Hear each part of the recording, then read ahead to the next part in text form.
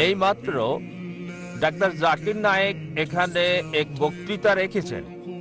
এখানে যত লোক তার এই বক্তৃতা শোনার জন্য এসেছেন, তাদের সবার জন্য আমি আল্লাহর কাছে প্রার্থনা করি যেন তাদের সকলের পরিবার পরিজন যেন সুখী থাকে।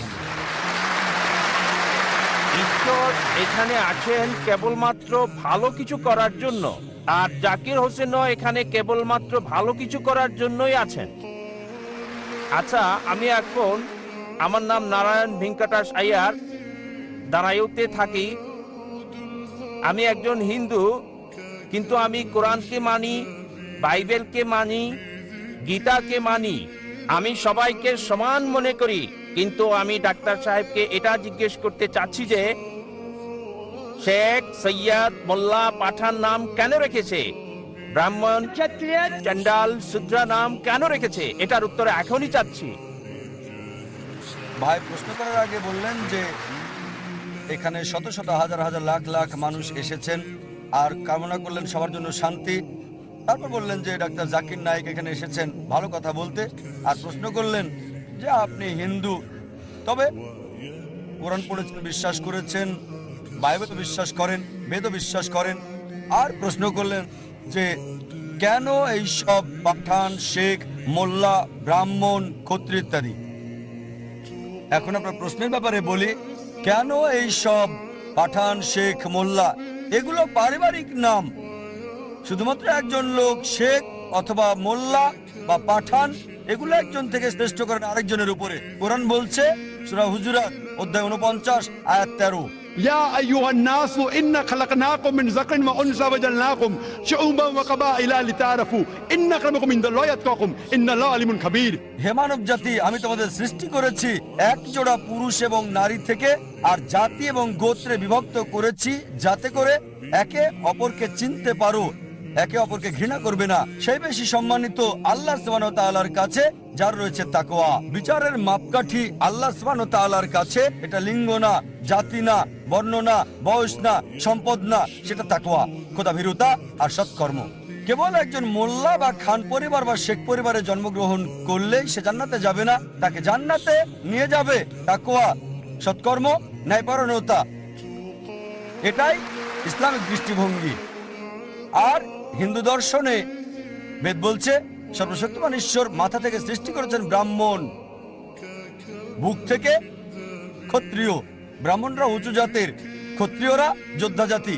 ঈশ্বর পেট থেকে সৃষ্টি করেছেন বৈশ্যদের, মানে ব্যবসায়ী জাতি, আর পা থেকে শূদ্রদের, সেটা চাকর শ্রেণী মানে দাস। এটাই বেদের ধারণা। ইসলামে জন্মের ভিত্তিতে কেউ উত্তম বা অধম না। ইসলামে কোনো বর্ণ প্রথা নেই, এটা আছে হিন্দু ধর্মে। আর এ ব্যাপারে বিস্তারিত জানতে আমার ভিডিও ক্যাসেট দেখতে পারেন, ইসলাম এবং হিন্দু ধর্মের সাদৃশ্য। এবার আসি আপনার প্রশ্নের প্রথম অংশে। আপনি বলেছেন কোরআনে বিশ্বাস করেন, বাইবেলে বিশ্বাস করেন, বেদে বিশ্বাস করেন। আমি লোকজনকে বলি অন্তত একটা বইকে মানেন 100% ঈশ্বরের বাণী বলে, 2, 3 বা 4টা না, অন্তত একটা বই। তাহলে খ্রিস্টানরা বলবে আমরা বিশ্বাস করি বাইবেল 100% ঈশ্বরের বাণী, হিন্দুরা বলবে আমরা বিশ্বাস করি বেদ 100% ঈশ্বরের বাণী, মুসলিমরা বলবে আমরা বিশ্বাস করি কোরআন 100% ঈশ্বরের বাণী। আপনি মাশাআল্লাহ 3টাতে বিশ্বাস করেন। আপনি কি জানেন অনেক সাংঘর্ষিক বিষয় আছে কোরআন, বাইবেল আর বেদে? সেগুলোকে বাদ দেন। আমি আপনাকে বলছি কমপক্ষে যেগুলো কমন সেগুলো মানেন। কমপক্ষে যেগুলো কমন বেদে, বাইবেলে, কোরআনে যেগুলো বিশ্বাস করেন সেগুলোই আপনি মানেন। এই সব গ্রন্থে বলছে যে ঈশ্বর কেবলমাত্র একজন। ঈশ্বরের কোনো প্রতিমূর্তি নেই, তার কোনো মূর্তি নেই, তার কোনো ছবি নেই। বলা হয়েছে বাইবেলে বুক অফ ডিউটেরোনমি অধ্যায় 6 অনুচ্ছেদ 4, মুসা আলাইহিস সালাম বলেছেন, شما إسرائيل أدنى هذا يخد শোনো হে ইসরায়েলবাসী, ঈশ্বর, আমাদের ঈশ্বর কেবল একজন। যদি হিন্দু গ্রন্থ পড়েন, এটা উল্লেখ আছে ছান্দোগ্য উপনিষদ অধ্যায় 6 অনুচ্ছেদ 2 পরিচ্ছেদ 1, إكم إبديتيم ঈশ্বর কেবল একজন, দ্বিতীয় কেউ নেই। এটা আছে শ্বেতাসূত্র উপনিষদ অধ্যায় 4 অনুচ্ছেদ 19, যজুর্বেদ অধ্যায় 32 অনুচ্ছেদ 3। نا تسر بتيما أستي সর্বশক্তিমান ঈশ্বরের কোনো প্রতিমা নেই। প্রতিমা সংস্কৃত শব্দ মানে প্রতিমূর্তি, ফটোগ্রাফ, পেন্টিং, ছবি, প্রতিচ্ছবি, ভাস্কর্য, মূর্তি। সর্বশক্তিমান ঈশ্বরের কোনো ফটোগ্রাফ নেই, সর্বশক্তিমান ঈশ্বরের কোনো ছবি নেই, সর্বশক্তিমান ঈশ্বরের কোনো প্রতিচ্ছবি নেই, কোনো পেন্টিং নেই, কোনো ভাস্কর্য নেই, কোনো মূর্তি নেই, কোনো ভাস্কর্য নেই, কোনো রূপরেখা নেই, কোনো স্ট্যাচু নেই। কোরআন একই কথা বলছে, সূরা ইখলাস অধ্যায় 112 আয়াত 1 থেকে 4। قل هو الله احد الله الصمد لم يلد ولم يولد ولم يكن له كفوا احد। বলো তিনি আল্লাহ এক এবং অদ্বিতীয়, স্বয়ং সম্পূর্ণ, চিরস্থায়ী, কাউকে জন্ম দেননি, কখনো জন্ম নেননি, আর কোনো কিছু তার মতো না। আপনাকে জিজ্ঞেস করছি, আপনি কি এক ঈশ্বরে বিশ্বাস করেন? আপনি কি বিশ্বাস করেন এক আল্লাহতে? আমি এখনো ভগবান একজন বলে মনে করি। আপনি কি মূর্তি পূজায় বিশ্বাস করেন? ब्रह्म सत्यम जगन मिथ्या जीवो ब्रह्म ना परः। আপনি মূর্তি পূজা মানেন কি না? না, এটা কি? মূর্তি পূজা?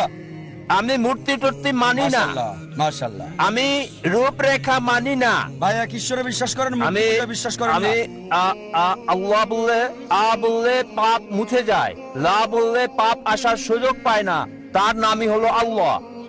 এটা আপনার দেওয়ার সংজ্ঞা, পুরো সংজ্ঞা এটা না।